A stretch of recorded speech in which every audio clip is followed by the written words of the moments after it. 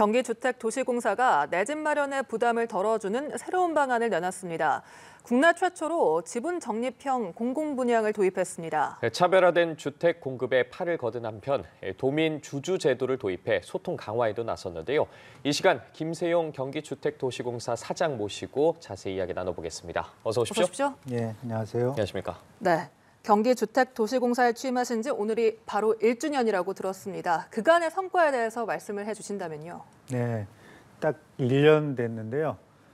제가 이제 작년 이맘때쯤 취임해가지고 그 다음 날부터 직원들하고 혁신안을 만들기 시작했습니다. 그게 모아보니까 2달 정도 작업을 하니까 91개의 혁신안의 로드맵을 빠르게 2달 만에 그려놓고 지금까지 1년을 뛰어온 것 같습니다.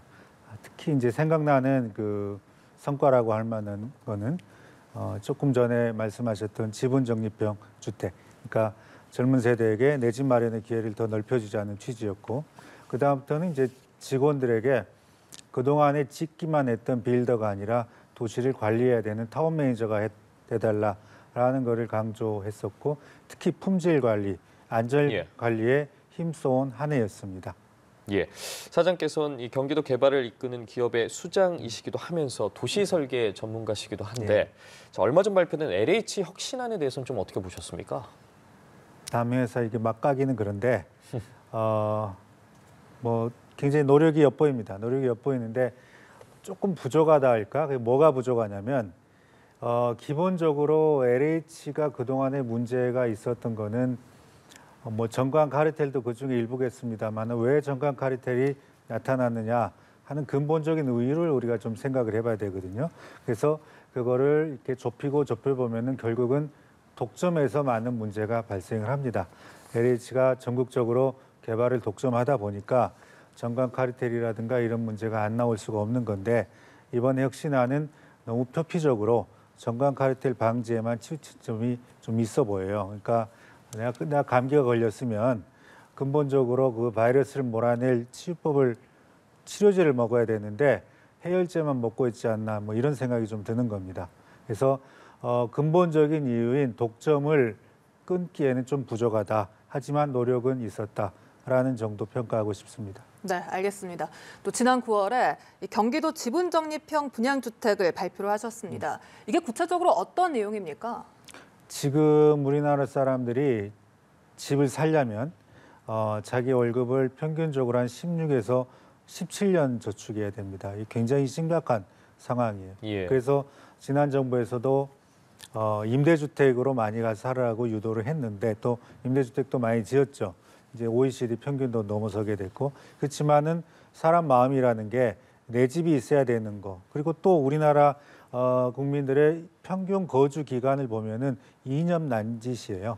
그러니까 내가 2년마다 집을 계속 쫓기듯이 옮겨 다녀야 되는 굉장히 불행한 일이죠. 그래서 돈은 없고 자기 집은 가져야 되는, 주로 이제 소득으로 보면은 4에서 6, 7분위 정도까지 되겠는데, 이분들을 대상으로 해서 지난 9월에 GH에서 지분 적립형을 개발해서 론칭을 했습니다. 뭐냐면 아주 간단히 말씀드리면은 전체 집이 10억이다.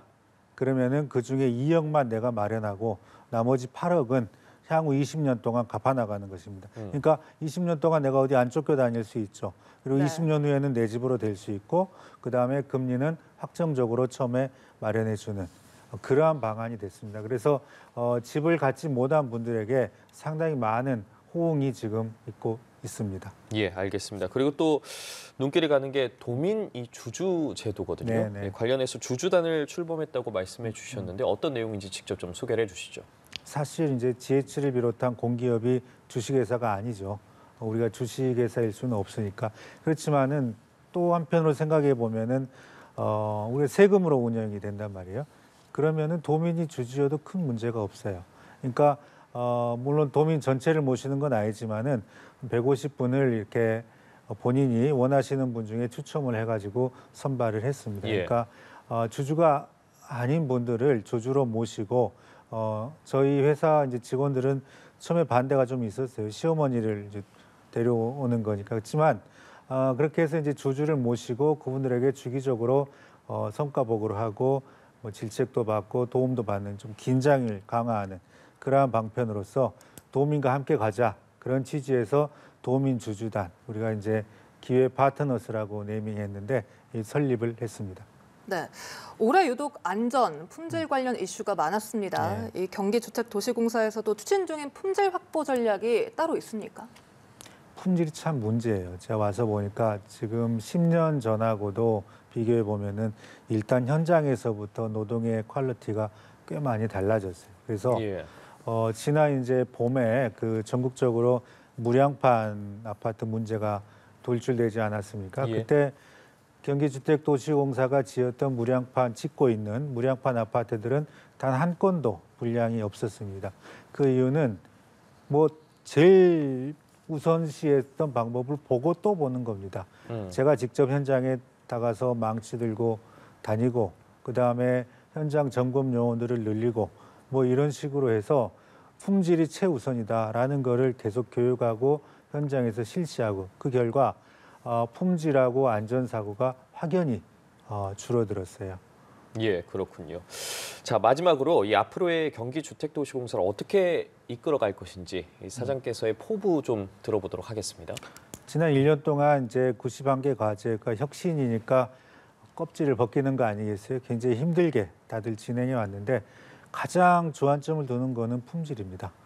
공기업은 품질이 좀 안 좋아도 된다 이런 생각에서 벗어나서 품질 우선으로 하고 그다음에 그동안은 도시를 만들고 주택을 만들고 그냥 빌더의 역할에 그쳤는데 그게 분양하고 임대하고 끝나는 게 아니라 계속해서 유지 관리하는 타워 매니저로서의 회사의 위상 이 두 가지를 공고히 하는데 그동안 1년을 버텼고 남은 기간도 최선을 다해서 그거를 정착시키도록 하겠습니다. 네, 알겠습니다. 지금까지 김세용 경기주택도시공사 사장과 이야기 나눠봤습니다. 오늘 말씀 고맙습니다. 고맙습니다. 감사합니다.